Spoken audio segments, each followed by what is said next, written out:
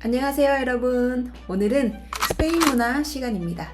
이번 영상에서는요, 스페인 사람들의 성향에 대해서 알아볼게요.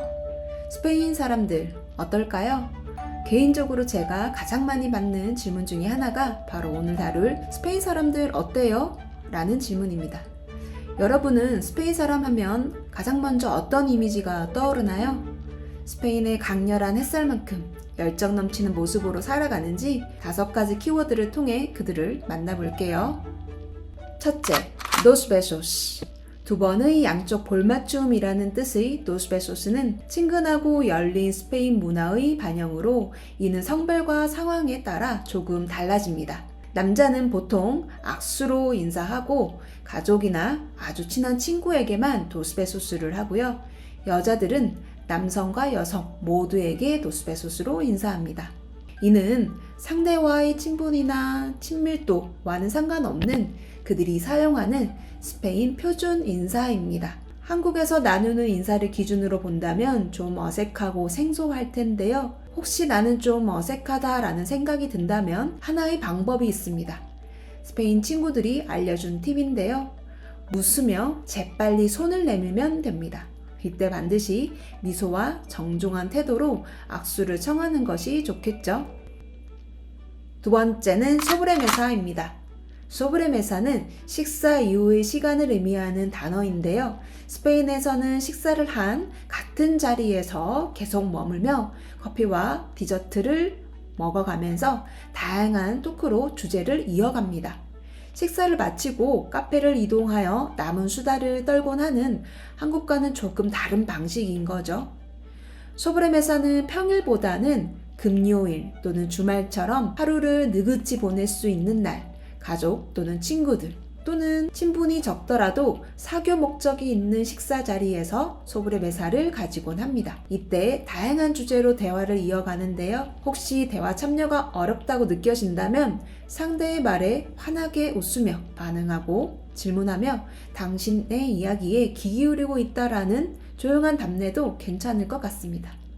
세 번째는 가족과 친구입니다. 스페인 사람들에게 있어 가장 중요한 것은 아마 가족과 친구일 겁니다.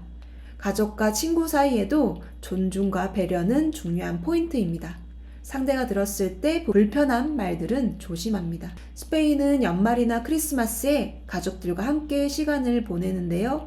이때 많은 수의 가족들이 모이기에 음식의 양도 해야 할 일도 그만큼 많지만 이 일들을 성별이나 서열, 즉 딸이어서 며느리여서 아랫사람이어서가 아닌 각자가 맡은 역할을 합니다.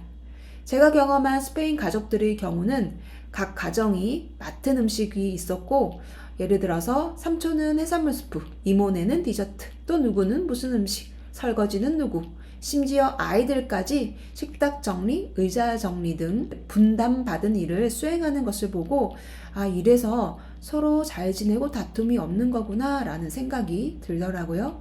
친구 관계도 마찬가지입니다.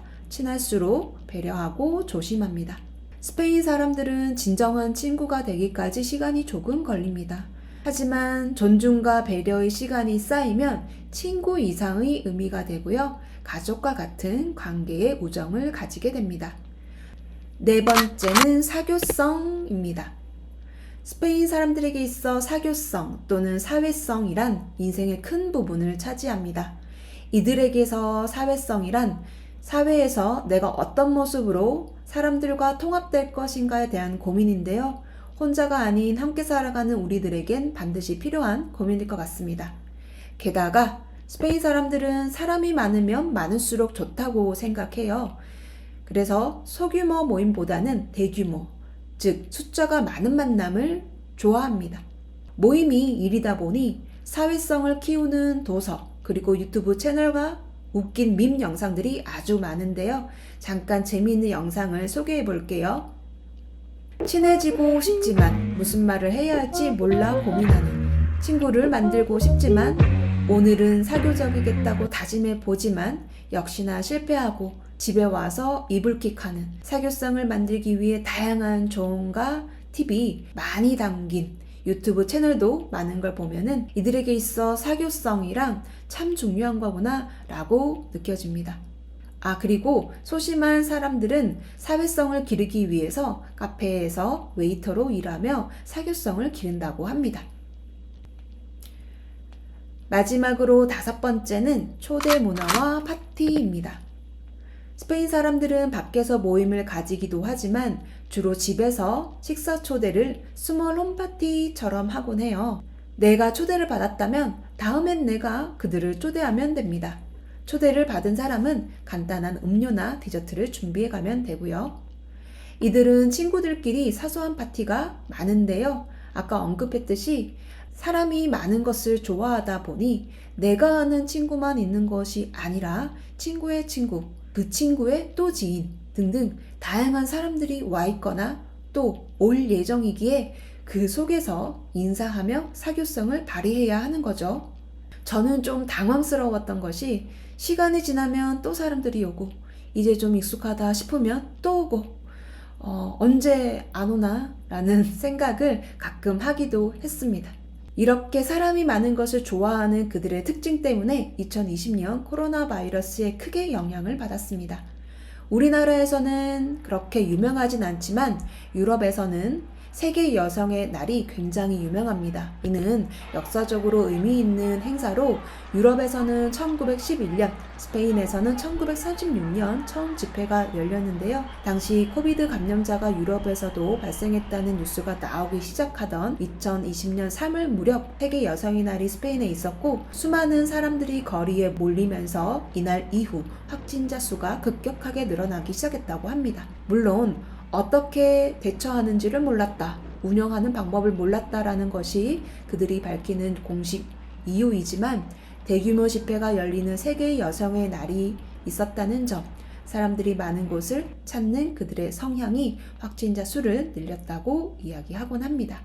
한편 이렇게 사람이 많이 모이는 것을 좋아하는 스페인 사람들은 때론 자신의 모습을 돌아보고 혼자 있을 줄 모른다, 때로는 고독도 필요하다라는 말도 하곤 합니다. 한국에 거주하고 있는 10년 이상 된 스페인 사람에게 제가 한국 생활이 어떤지 질문한 적이 있는데요. 저에게 너무 만족스럽고 한국이 너무 좋다. 하지만 아직도 이해 못하겠고 내가 잘 못하는 것이 하나 있는데 그게 바로 혼밥이라고 합니다. 혼밥은 내가 친구가 없어서 밥을 혼자 먹고 있다라는 것을 많은 사람들에게 알리는 것 같아서 하기가 아직도 꺼려진다고 하더라고요. 역시나 스페인 사람들은 혼자 있는 것보다는 함께 있는 것을 좋아하는 것 같습니다. 지금까지 5가지 키워드를 통해서 스페인 사람들을 만나봤는데요. 이제 스페인 사람들이 어떤지 여러분들만의 이미지가 그려지나요? 그럼 오늘은 여기까지. 다음 영상에서는 다른 흥미로운 스페인 문화로 스페인 문화를 탐구하는 시간을 가져보도록 할게요. 다음 시간에 만나요.